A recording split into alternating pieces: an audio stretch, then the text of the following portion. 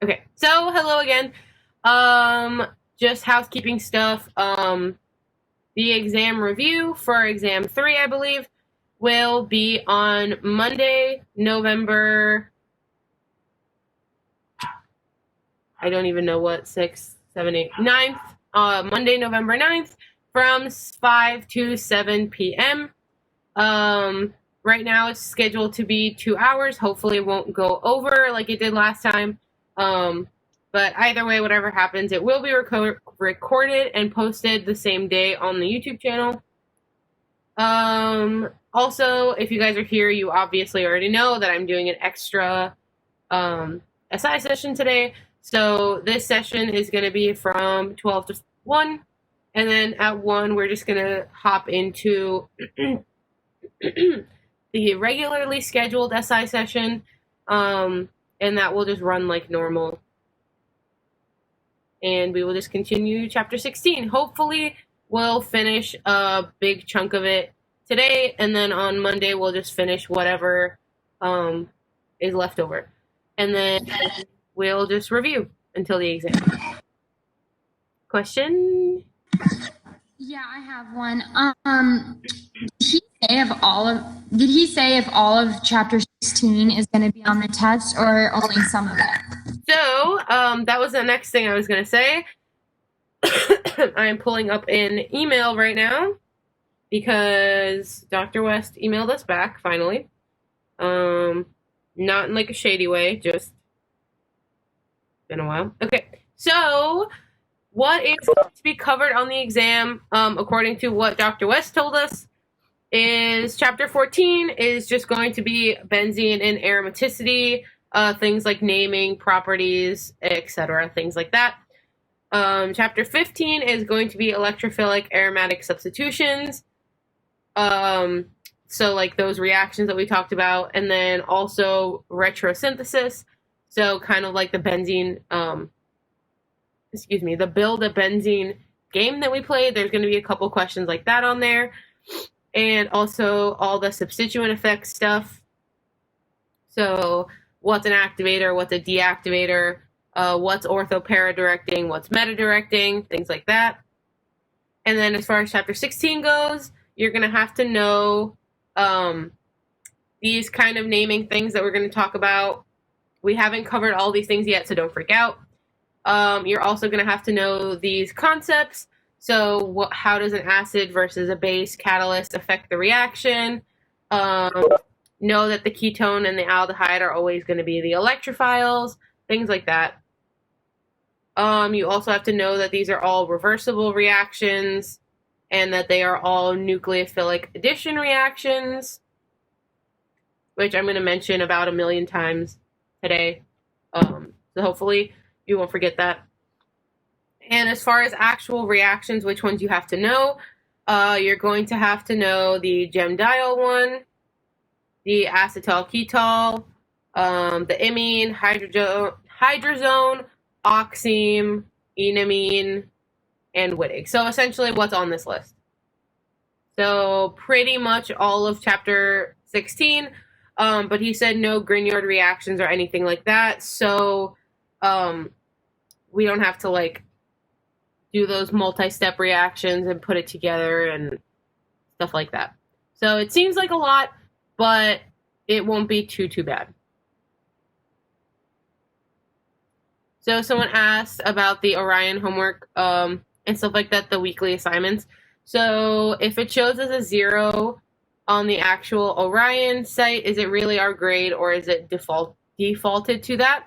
So I believe, as far as I know from what Dr. West has said, that should just be like a technical issue, and it should be fixed. I don't know really what the weekly assignments look like because I didn't have that when I was in this class, and I don't have access to it right now. So I'm not 100% sure what it looks like on your end, but I'm almost positive, according to what Dr. West said, that it should work the same as the homework assignments and the quizzes, and the 0 is just kind of a default, and he has to go fix it. So someone also asked, is this test more conceptual? So yeah, in my opinion, it's more conceptual. I'll show you guys some of the questions, or like some of the type of questions that he will be showing you. There are reactions, but you just need to know the starting material, final product, and the concepts behind it. So it's kind of more conceptual.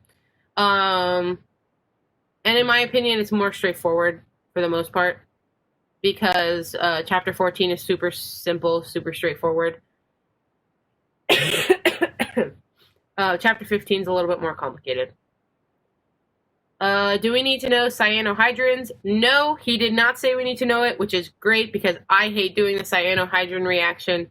And as far as what Dr. West said, you don't have to know it. So, yay. Okay, any other questions before we get started?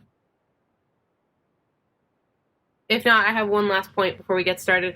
So, I have made a little cheat sheet. There's a couple things I'm just going to add to it. But a cheat sheet for Chapter 16. I'm so excited because Chapter 16 is my favorite chapter. I will be sending it to you guys either this afternoon or tomorrow morning.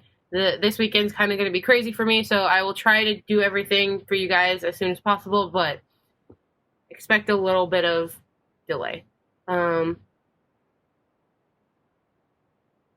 And then someone also asked about the practice problems. I know I said there is like a bunch of questions that are not really the best for you guys to practice. Katrina and I had sent Dr. West an email just to ask him like to confirm which ones are the best to do versus which ones are kind of unnecessary. He didn't respond, so I don't want to send you guys a file that has like all of them highlighted, like do this one, don't do this one, because he never confirmed that for us. So at the end of today's session, I will spend like 5 minutes or so just going through the practice problems and telling you guys like, this one is good, this one is good, this one is really good, that kind of thing. But I don't want to send you guys an official like email with all that stuff because he hasn't confirmed that, and I don't want to get in trouble, to be honest. Make sense? Any questions, comments, concerns, anything like that before we get started?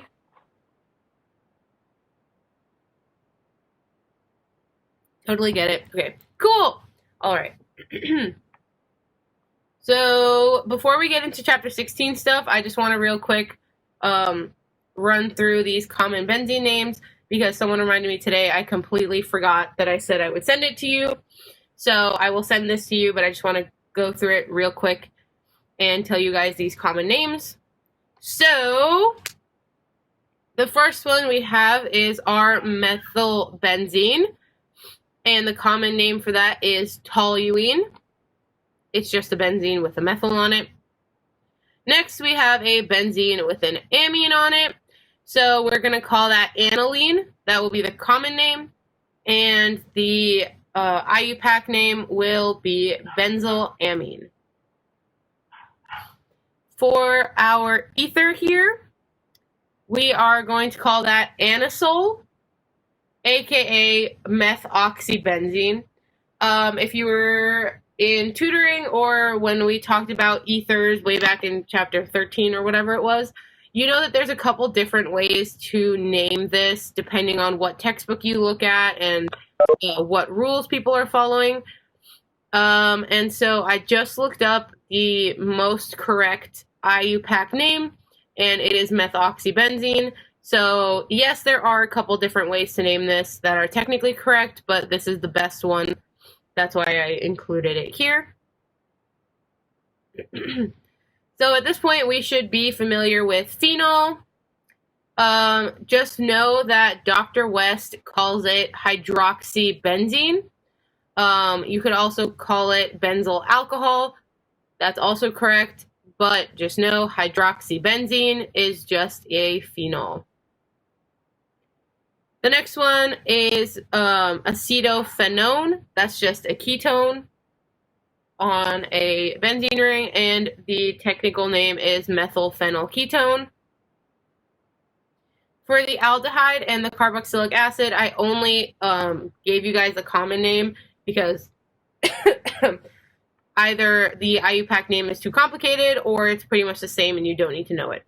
So here we have benzaldehyde, and here we have benzoic acid. Also, I keep thinking that I'm going to sneeze. That's why I keep stopping in the middle of my sentence, so I apologize for that. If you have multiple substituents, the naming is going to be something kind of like this. So, for example, if you have an NH2 and a methyl, we know that the NH2 is going to take priority. And so that's going to be our, at the end of our name. So P stands for para because these two groups are para to one another. So we would call this para-methyl-aniline. And we're using the common name just because that's the common way to name it, and that's how Dr. West will usually ask you to name things. But we could have also called this para-methyl-benzylamine, but that's a less common name to use. I know we ran through this kind of quick, but do you guys have any questions on the common naming for benzene rings?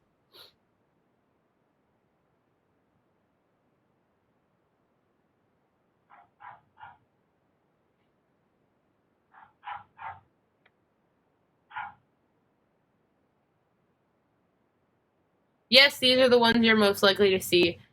And then someone asked, I thought benzyl would have an additional CH2 group. So yes, I might have misspoken, but I don't know which one you're referencing. Oh, okay, yes, then I just misspoke. So he's talking about this one. I said it would be benzylamine. It would just be phenylamine, not benzyl. Because if it was benzyl, it would have that extra CH2. You're absolutely correct. Okay. Any more questions? Sorry, I keep looking at my phone case. It feels broken. Okay. So let's go back up here. We did gemdiol and acetal ketol, correct? That's where we ended in SI. Someone please confirm for me.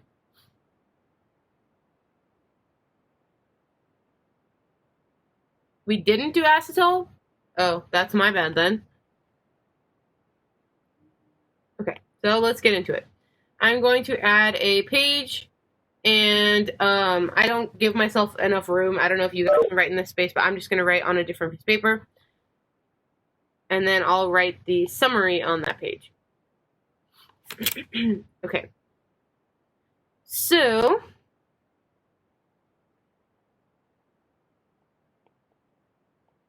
the acetal ketol reaction.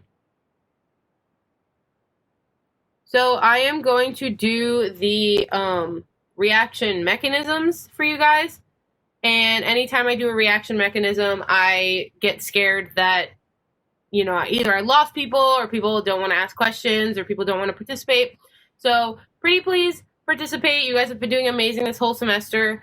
And if you have any questions, please ask me. And if anyone gets lost with the mechanism, please let me know. Yeah, that's it. That's my little spiel for the day.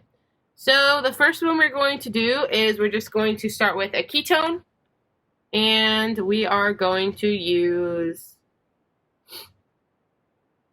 any old alcohol. Doesn't matter. And we can either use acid or base. So let's do acid first. We're going to use HCl. So when we have an acid catalyst, let's see if you guys remember, what is the first step of the reaction going to be?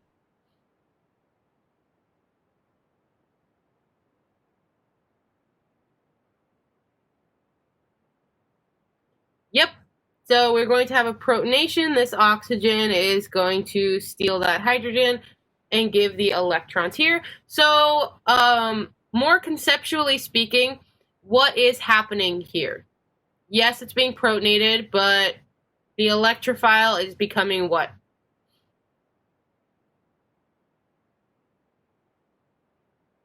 Someone said stronger, yes, so the electrophile is becoming more electrophilic. Exactly. Cool. All right, so at this point, we now have OH, and it has a plus charge, which means it's super electrophilic now. And so now, remember, we have Cl minus left in solution. That'll be important later.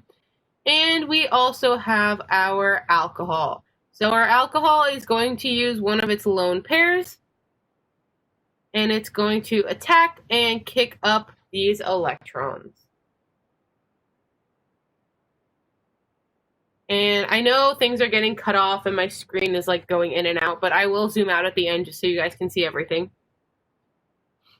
So at this point, we have an OH, no positive charge anymore. But now we have added an OR group that also has an H, so we have a plus charge here. So at this point, what do you guys think is going to happen? Any ideas? Awesome. So someone said that the chlorine can steal a hydrogen. That is absolutely true. It can do that. But let's think back to chapter 12, right? So here we went from a sp2 hybridization to sp3. In chapter 12, what did we prefer to do in this case? Did we okay, someone already said it. Yes, we want to go back to sp2. And someone else said that it can react again. So yes, that's true, but not yet. So the first thing that's going to happen is we want to kick off one of these groups and go back to sp2. So we're going to want to kick off this group, and the reason for that is we just added this. So if we kick off this group, we're just going backwards in the reaction, not forwards. So in order to make OH a better leaving group, we're going to want to protonate it, right? So yes, the chlorine could come in and steal that hydrogen, and then the OH can take it back. Or we can do something called an intramolecular proton transfer.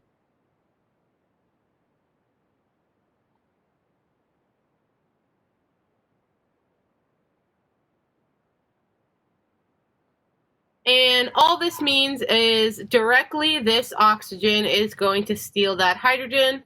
So it happens in one step. And so now we get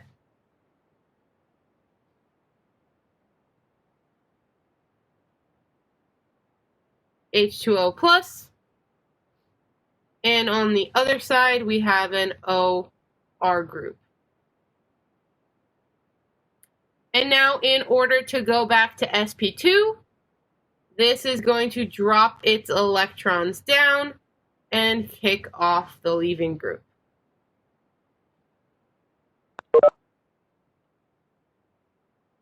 And so I'm going to draw the arrow down because I don't have any more space to go to the right. So once we do that, we have our oxygen, again double bonded, and now it has an R group. What do we think of this right here? Are we done?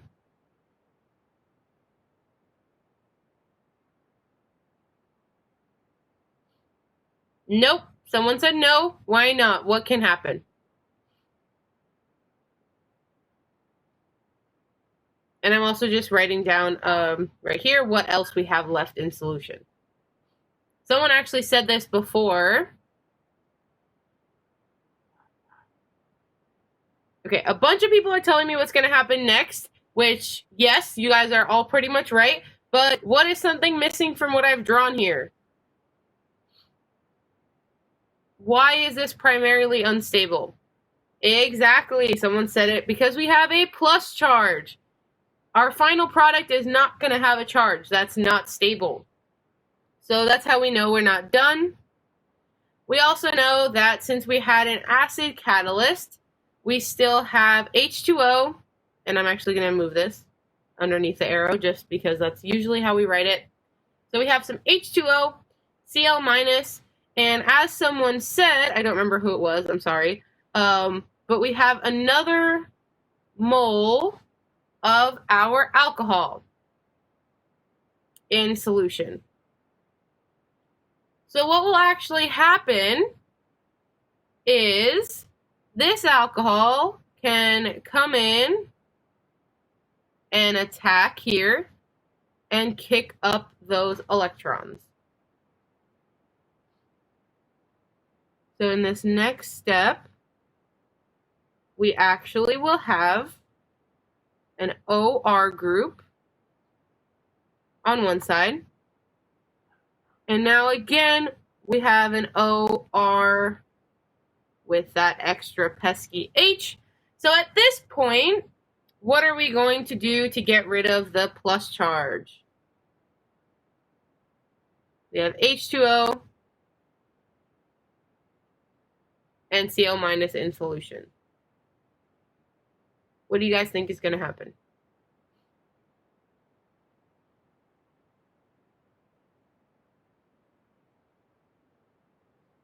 And let's just keep the color coding. Come on, guys. What's the easiest way to get rid of this plus charge?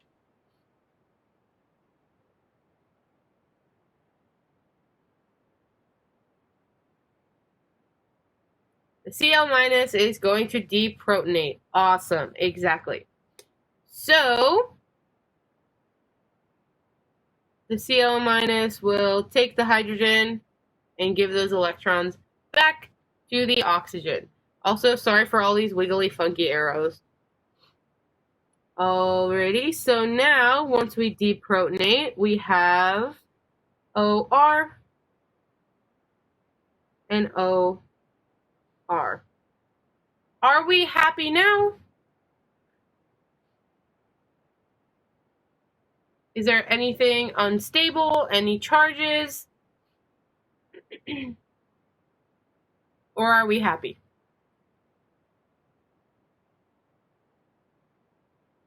We are happy. I agree. Okay, cool. So this is our final product.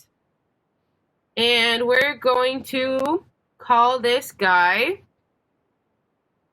our ketol.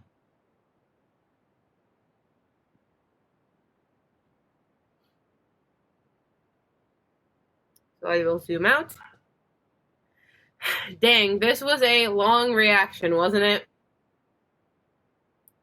If you kind of think it's overwhelming, I totally understand. It looks super long. But for now, all you have to think about conceptually as you're digesting it is why each of these things happen. So we know that the electrophile became more electrophilic because of the acid. We had an intramolecular proton transfer to make OH a better leaving group. We reformed our double bond to get back to sp2. And then because we had a positive charge and nothing to deprotonate, we had to attack again, deprotonate, and get our final product. And someone asked a very good question. What is the Hemi Ketol? So the Hemi Ketol is pretty much going to be this step here. I will draw it out, but I'm going to call this the Hemi Ketol. Question?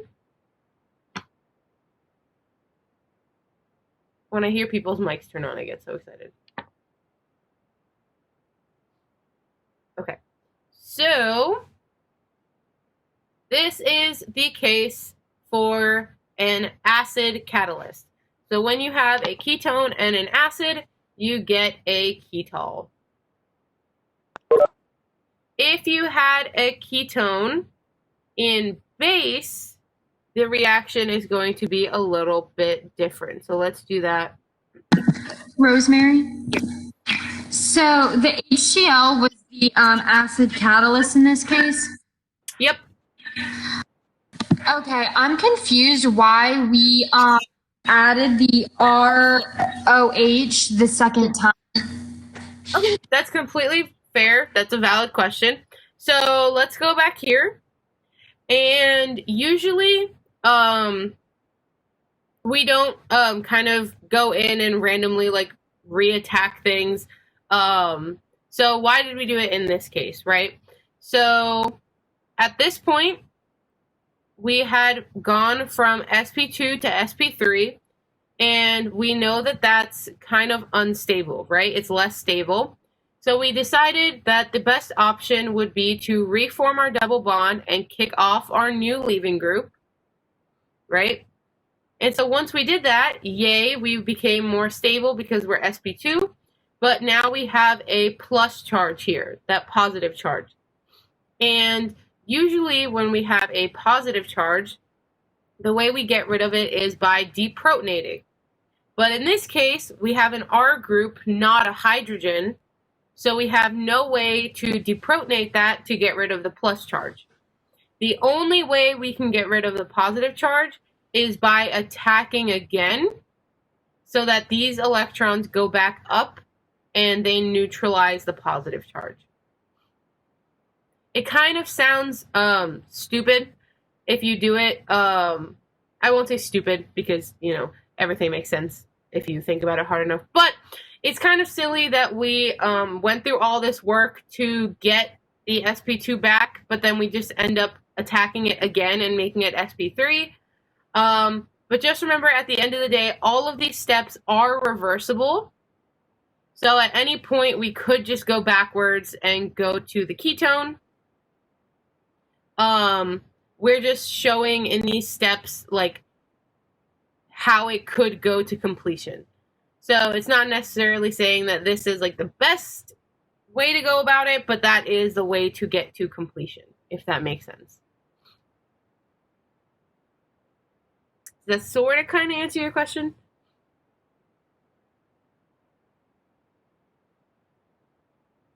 And then someone said, is the Hemi Ketol an intermediate? Yes.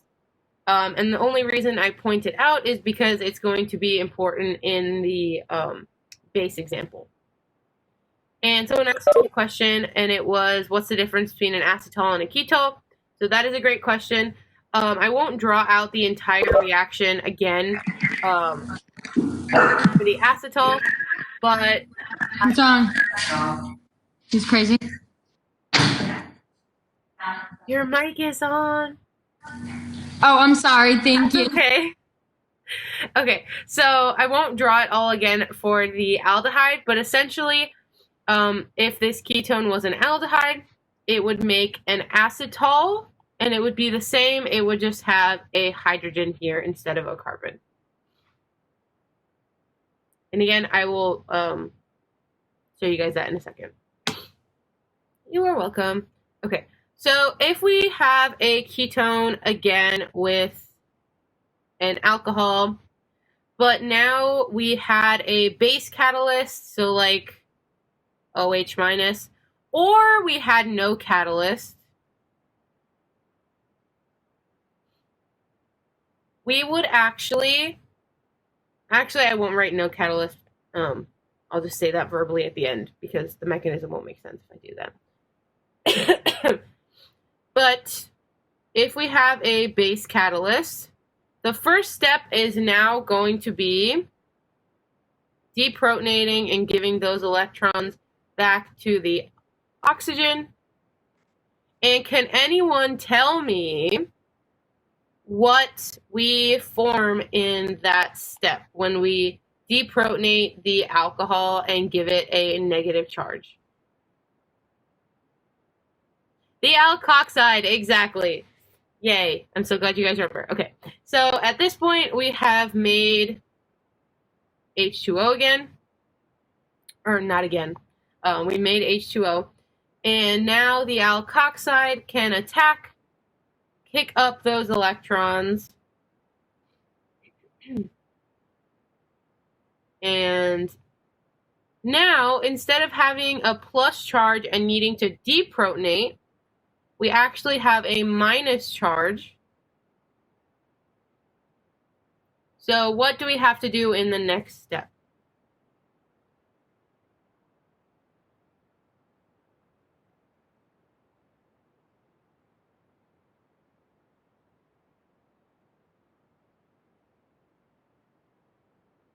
So, okay, someone said reform sp2, and I'm glad you brought that up.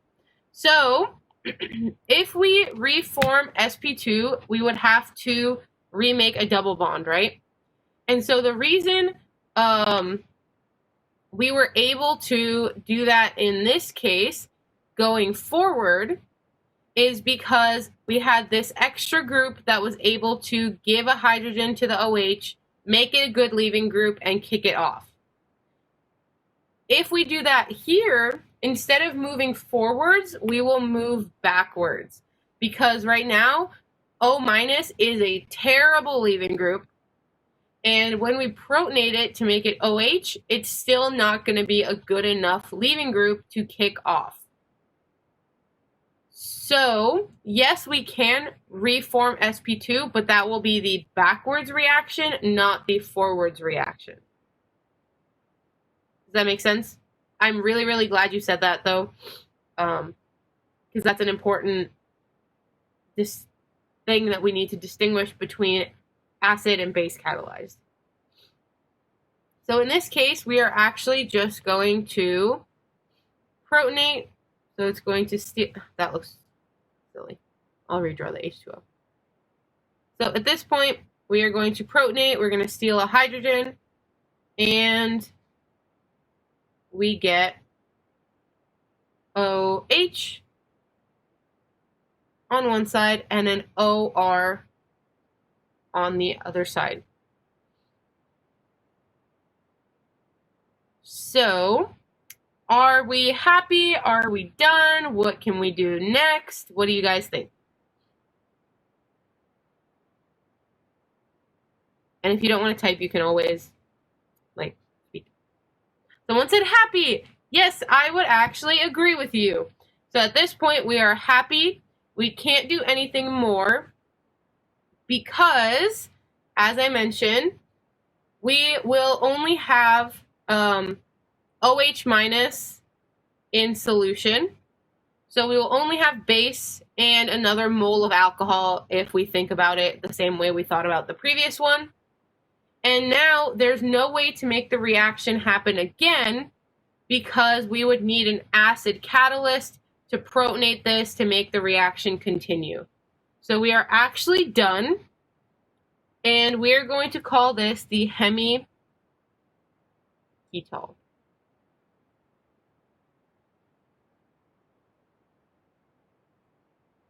And so that is the difference between acid and base catalyst.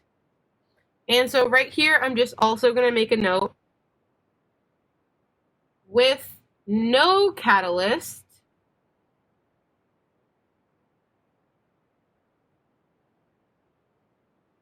you also stop at the Hemi.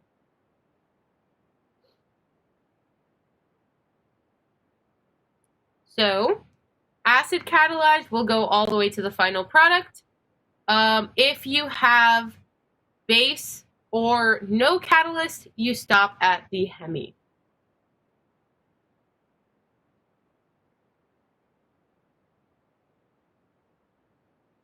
And someone said, are base reactions always shorter? No, only in the case of the acetal ketol.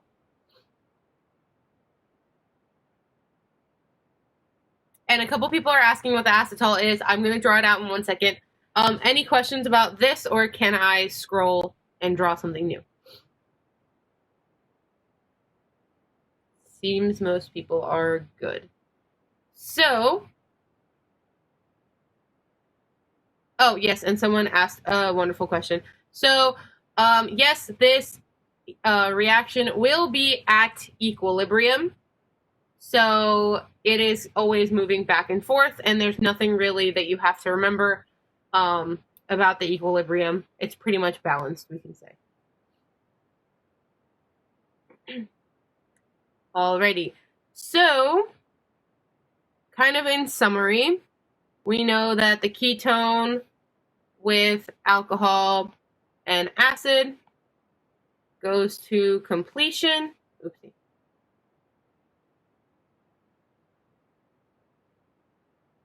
And that is a ketol. we know that a ketone with an alcohol in base or no catalyst will be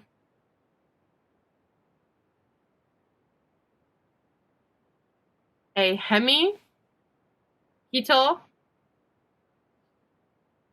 And so where does the acetal come in? Well, if we have an aldehyde with an alcohol and acid, we make the acetal. And if we have an aldehyde with alcohol and base or no catalyst, we will make the Hemi Acetal. And so pretty much all the same rules apply to the acetal as they did to the ketol. That's why I'm not going to redraw the whole reaction, because it's essentially exactly the same.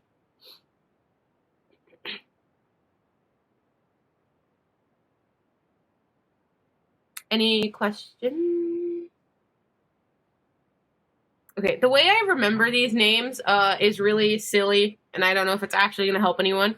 But I think about it like, this is going to sound so stupid. This looks like a crab to me somehow, like the two little eyes, and it's like pinchies. I don't know.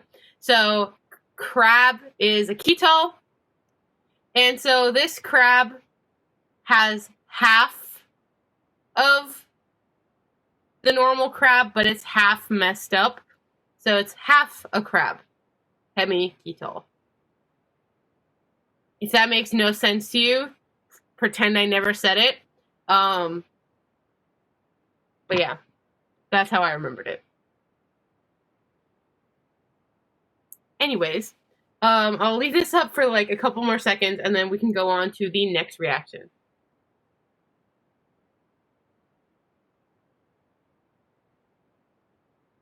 Okay, so the next one, I'm going to need a new page, is the Amine reaction. Oh, someone said I will definitely remember that. Yay. Okay, so the Amine reaction is when we have a ketone, and we are actually going to have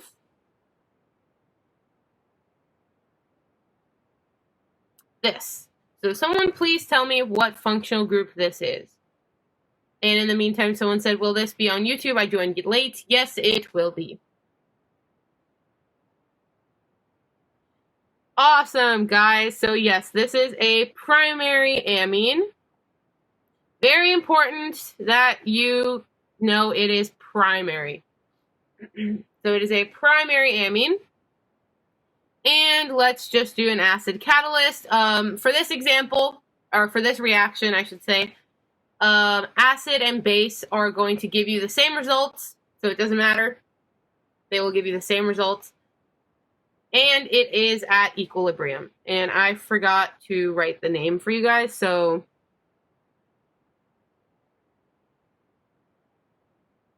it's the amine reaction. Okay. So if we have an... Yes.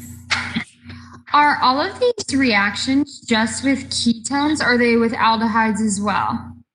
So or like the carbonyl?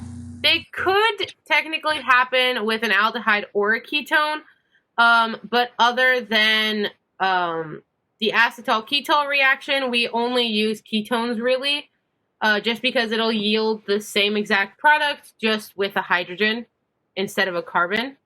So for simplicity, I just draw the ketones. But technically, any of them could also happen with an aldehyde. Okay, and they'd get the same results, but with an H instead of a C, correct? Exactly. And if that's not the case, I will mention it. All right, thank you. You're welcome. Okay, So the first step, if we have an acid catalyst, is to what? What are we going to do? I will accept 2 answers. Yes, we are going to make the electrophile more electrophilic, and we do that by protonating. Awesome. So we steal that hydrogen. We give it a plus charge, and by it, I mean the alcohol, or the carbonyl. So once we've given the electrophile a positive charge, we now have Cl- left over in solution. That will be important later. And we also have our primary amine. So it will use its electrons to attack here, kick up those electrons from the double bond.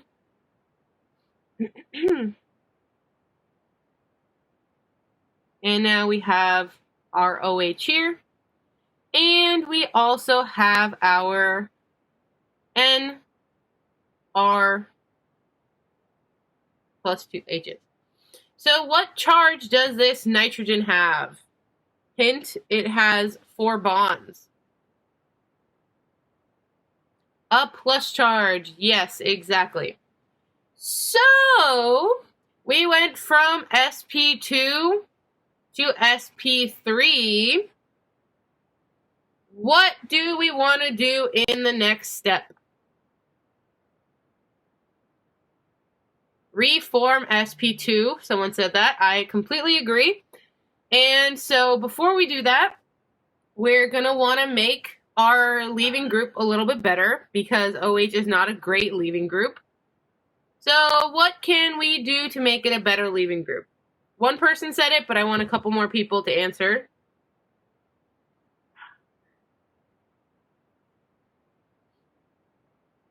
We did it in the last reaction.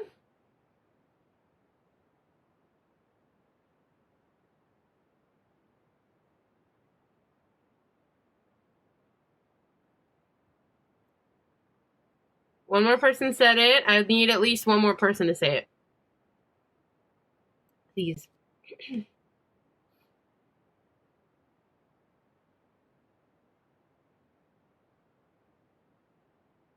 It's right here.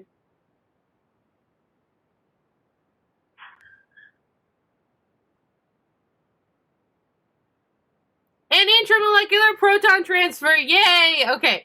The reason I so awkwardly waited for people to say it is because it's really, really important that you guys remember what an intramolecular proton transfer is. That will come up on the exam sometimes. Just like conceptually, like what is it? So we are going to steal that hydrogen from the nitrogen, give those electrons back in our intramolecular proton transfer. So we get OH2 with a plus charge, and we have NRH. And so now that we have made our leaving group better, what are we going to do in the next step?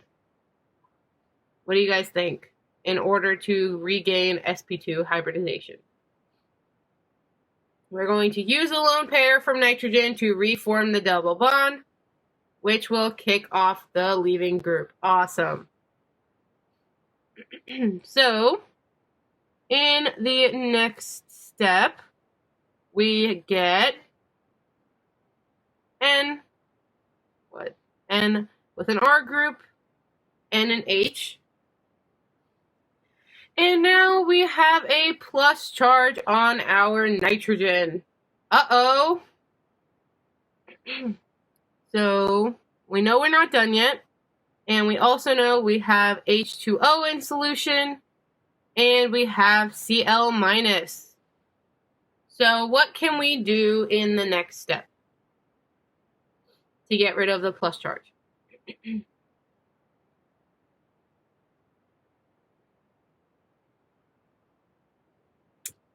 Yes, chlorine takes the hydrogen. So we're going to deprotonate. Give those electrons back. So now... Oh, why did I draw another arrow? Oopsie. So now we get a double bond to nitrogen attached to an R group. So unlike the reaction we just did, we don't have to attack again because we have a hydrogen present. So we can simply, to get rid of the plus charge, deprotonate instead of attacking again.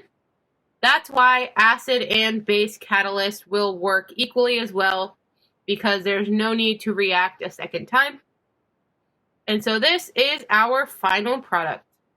Does anyone want to take a guess at what this is called? One person said it, but they were at tutoring, so I know that they knew the answer. Someone else want to guess? I'll give you a hint. It's on the page. It's the amine, exactly. So, whoa, what happened? My bad.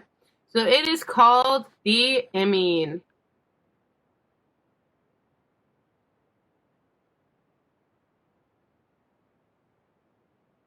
Ta-da! And that is the amine reaction. So again, please remember that the amine is going to be formed by a ketone reacting with a primary amine. And remember that this reaction is at equilibrium, and it's going to be equally reactive in acid and base. So you will form the same product with acid or base. Someone asked what happens if it's not primary. We're going to go over that next. So that's a great question. But we are going to switch over to the other WebEx meeting. So I'm going to send you the attendance sheet one more time.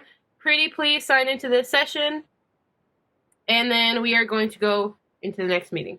And someone asked, would base catalysts follow the same mechanism? So it wouldn't be exactly the same.